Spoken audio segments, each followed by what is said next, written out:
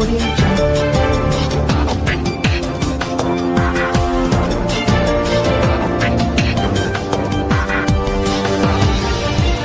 Audio Jungle.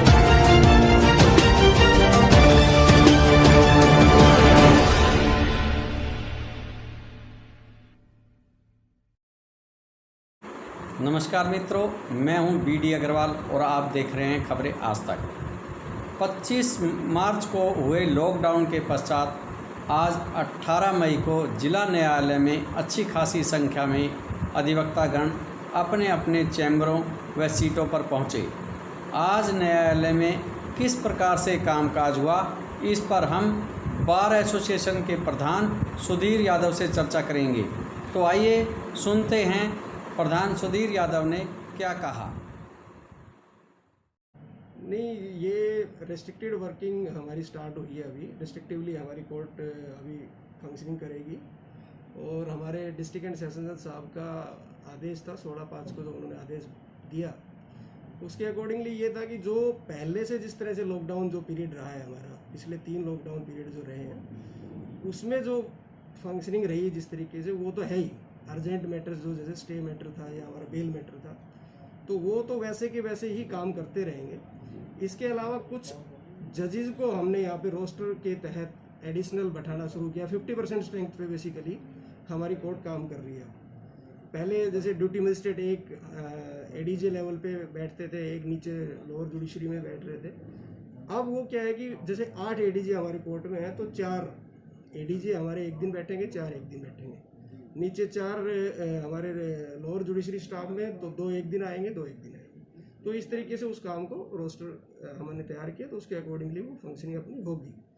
और जहाँ तक कुछ एडिशनल कुछ ऐड करने की बात है, तो उसमें पहले जो कि जैसे बेल और स्टे मैटर्स को अर्जेंट मैटर्स के रूप में हमने इंगित किया था, तो लेकिन अब उसमें कुछ केसेस को और ऐड किया है, और वो at the option of advocates है। If both the advocates are consented in that, तो वो उस कार्रवाई को रिक्वेस्ट कर सकते हैं कि ये जैसे कोई एमएससीटी है, उसमें किसी पिटिशनर को नीड है और उसका पैसा ऑलरेडी आया हुआ है, तो उसको रिक्वेस्ट करके उस पैसे को निकलवाया जा सकता है, ताकि उसको पिटिशनर को भी दिक्कत ना हो। क्योंकि आप और हम समझ सकते हैं कि सब कुछ रुका पड़ा है, तो इसमें हर आदमी को एक फाइनेंशियल हेल्प किसी न किसी माध्यम से मिल जाए तो अच्छा है।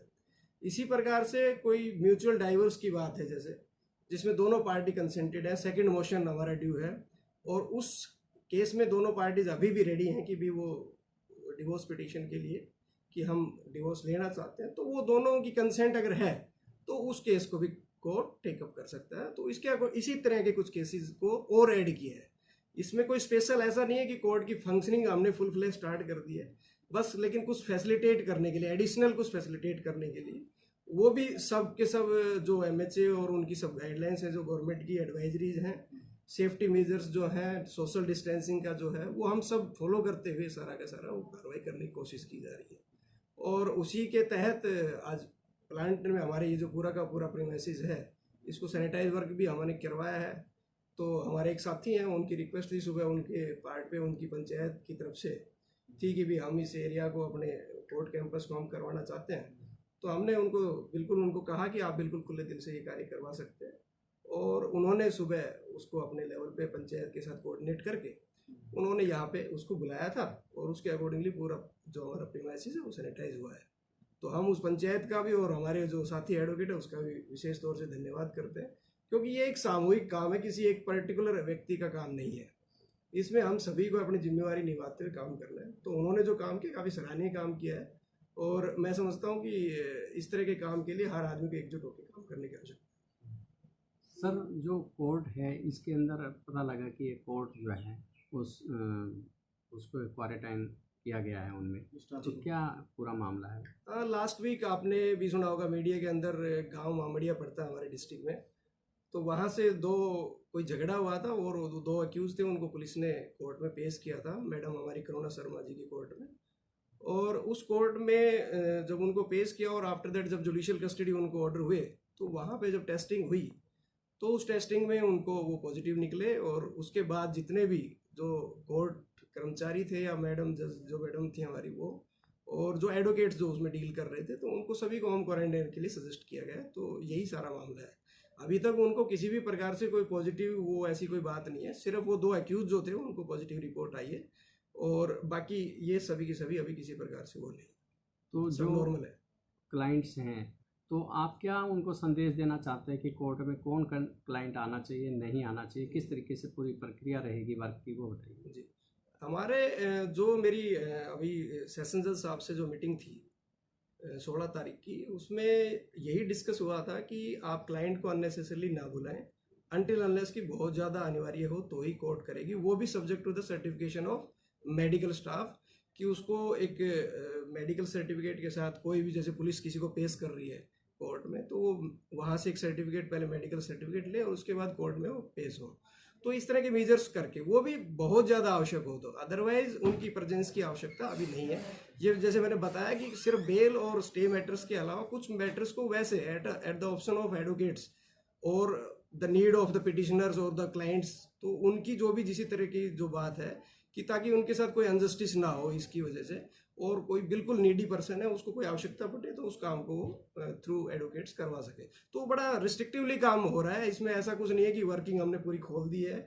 और ये मुझे लगता है कि ये शायद और भी कुछ समय अभी ऐसे मेंटेन रखना पड़ेगा हमें।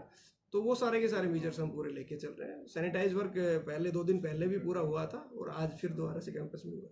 कहूँगा कि इसमें सरकार की तरफ से कोई मदद नहीं है। इसमें हमारी bar council of Punjab Haryana की तरफ से फाइनेंशियल एड कुछ हमारे एडवोकेट्स को मिली है। हमने 3 अप्रैल को लेटर लिखा था बार काउंसिल को, चेयरमैन को, और उनसे रिक्वेस्ट की थी कि क्योंकि बहुत सारे एडवोकेट्स हमारे यहाँ पे बार में हैं जो सिर्फ और सिर्फ इसी प्रोफेशन पे बेस्ड हैं और यही अर्निंग सोर्स है उनका। ड्यू टू लॉकडाउन वो सारा का सारा काम रुक गया था, और जिस वजह से उनको एक फाइनेंशियल क्राइसिस का सामना करना पड़ रहा था। कुछ एडवोकेट्स की मेरे पास पर्सनली इस तरह की बात भी आई थी, और उसी को मद्देनज़र रखते हुए हमने उस लेटर को उनके पास भेजा था। आफ्टर दैट एक वीडियो कॉन्फ्रेंसिंग के तहत चेयरमैन और जो bar council of Punjab Haryana के मेंबरान्स हैं उनके साथ हमारी वीसी हुई थी, हरियाणा के और भी जो प्रेसिडेंट्स हैं अदर बार एसोसिएशंस के उनके साथ। तो हमने उसमें भी स्ट्रांगली हमारी बात को इसको रखा था कि बीइंग मदर बॉडी आप हमारे एडवोकेट्स की मदद करें, क्योंकि ये समय एक्चुअल में उनके लिए बहुत ज़्यादा क्रिटिकल है, तो इसमें उनकी मदद होनी चाहिए। बहुत सारे एडवोकेट्स हैं जिनको इस तरह की है, क्योंकि एक एडवोकेट का एक अपनी डिग्निटी को मेंटेन करना भी उसके लिए ज़रूरी होता है, तो वो ओपन में किसी से मांग नहीं सकता, तो उसको वो भी मेंटेन करना होता है। और जो ज़रूरत है वो तो है ही, परिवार की भी है, और एक सामान्य आदमी की तरह एडवोकेट को भी वही चीज़ें चाहिए होती हैं। तो उस स्थिति में हमने वो लिखा था, और वो हमारी डिमांड जो थी वो उन्होंने स्वीकार की, और फिर उन्होंने ऑनलाइन हमारे पास एप्लीकेशंस मांगी थी हमारे एडवोकेट से, जो कि डायरेक्टली बार काउंसिल को ऑफ पंजाब हरियाणा को भेजनी थी। उनको एक email ID का एक उनको दिया था कि आप उस पर अपना ऑनलाइन फॉर्मेट जो दिया था उसको भेजें, और उसके बाद कुछ जो एप्लीकेशंस वहाँ पे गई थी तो वो 1 to 1 मेरे साथ डिस्कस हुई थी उनकी, और जितने भी एडवोकेट्स की हमारे यहाँ से मेरे साथ जो डिस्कस बार काउंसिल की तरफ से हुई, उनका हमने सभी का मैंने अपनी तरफ से तो अनुमोदन किया, किसी को भी अस्वीकार करने की हमने बात नहीं कही। तो जितने भी हमारे यहाँ से गए थे एप्लीकेशन, सभी के लिए हमने कहा था कि भाई ये नीडी है, इसीलिए इन्होंने कहीं ना कहीं अपना फॉर्म भरा है, और एज़ पर नॉर्म्स आप इसको अपने लेवल पे जो आपने नॉर्म्स बनाए उसके अकॉर्डिंगली प्राइमा फेसाई आप चेक कर सकते हैं।